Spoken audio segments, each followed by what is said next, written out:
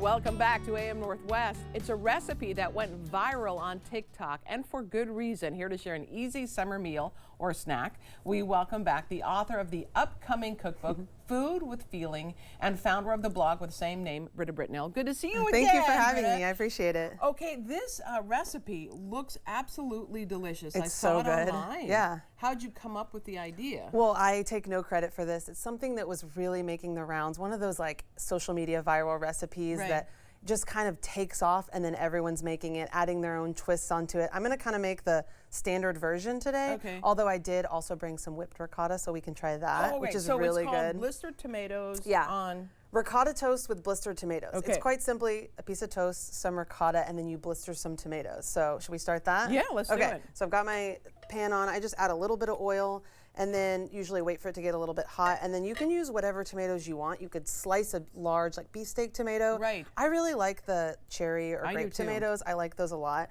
I just add those in. And you don't cut them, you're just putting them in. Exactly. I just put them in exactly how they are. I usually add like a little bit of salt to it, although I add more salt later.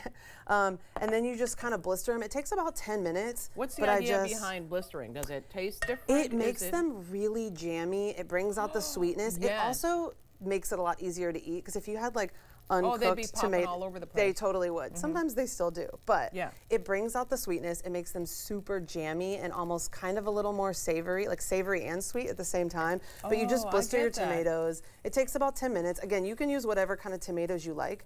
It looks so pretty with all the different colors. I know, I always like the different colors. You also could use other vegetables. I've made this recently with sauteed radishes, which was like random but so delicious. So kind of like anything that you could imagine, just like sauteing in a pan. You could even do like bell pepper or whatever, but tomato is kind of the traditional. So you just like cook those until they're done. And I actually have some over here cooked that you've already been doing. That I've already done. So they're nice, and you can see they get like really soft and jammy. If you were to mash these up, it would almost make a sauce.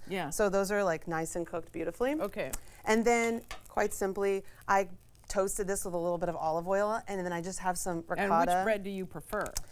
Really anything. I'm a huge sourdough girl. Yeah, I love so I try and get local bread or make it myself because I really like it. I don't make my bread by myself a ton, although I love doing it. It's just one of those things I don't have a ton of time for.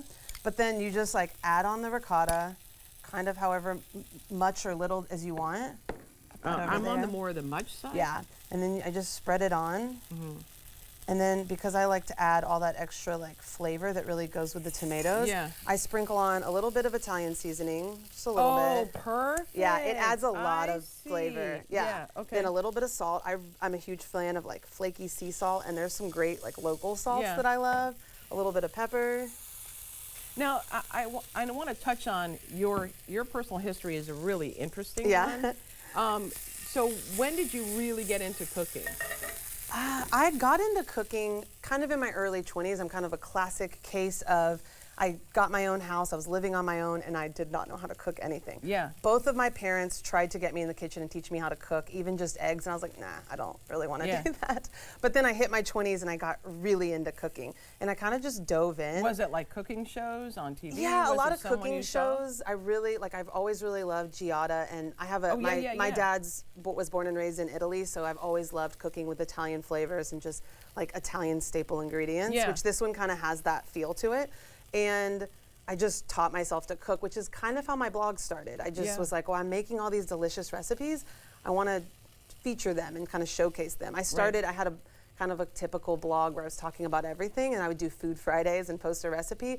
And I discovered that I was really passionate about that, and I just really loved it. So I dove in and taught myself like to cook as much as I could, and then started posting more and more recipes. Now, I know you have a daughter, Gemma. Yes. So does she try any of your recipes? She tries a lot of them. She's always been very adventurous. So I'm gonna add these tomatoes on. Okay.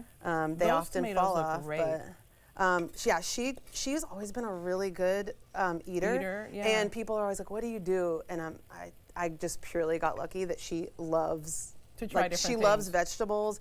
I feel like the older she's gotten. Oh, no way. I'm very lucky. Actually, up until the house I live in now, we always grew a bunch of cherry tomato plants.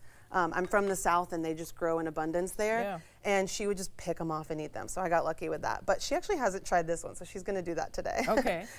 So you've got your kind of tomatoes, right? Yeah, like I just like get as many on there as I can. And then I add a little bit of balsamic glaze because I love that flavor. Sure. But you don't necessarily have to, but I do like a good drizzle of that. Oh my gosh, that looks great. I usually do a little bit more olive oil as well. I went to a food photography retreat in Tuscany a few years ago and discovered the beauty of really good olive oil. I would always see recipes call for good quality olive oil, and I was like, why? Yeah. But then I discovered like really fresh, good olive oil makes a huge difference. Right. And then I usually do a little bit of basil. I picked this from my garden this morning. Oh my gosh. Which makes it also very pretty. And that's it. Do you mind if I try it? Absolutely, please do. Oh wow, oh wait, this is a little challenging. Okay, here, I'm gonna do this.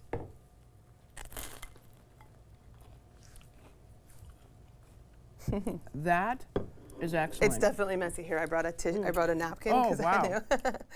That is excellent. Isn't it so good? The flavors, just everything comes together so beautifully. Yeah. The Italian seasoning adds a lot, the balsamic glaze, the basil, like it's so good. I always tell people to try it like this. Yes. And then you can kind of add or take away if you want. Whatever you want. But that's like a perfect little lunch. It really is. Yeah, or breakfast. Yeah, I often eat it for breakfast, but I've also had it as like a dinner with like a protein on the side. Yeah. Oh, that's great. It's really beautiful. So we're going to put the recipe on our website, and we want to mention again that you have an upcoming book, Food with Feeling. Can't wait to see that. Thank you. So I much, appreciate it. Yeah. All right, we'll be right back with more AM Northwest. Don't go away.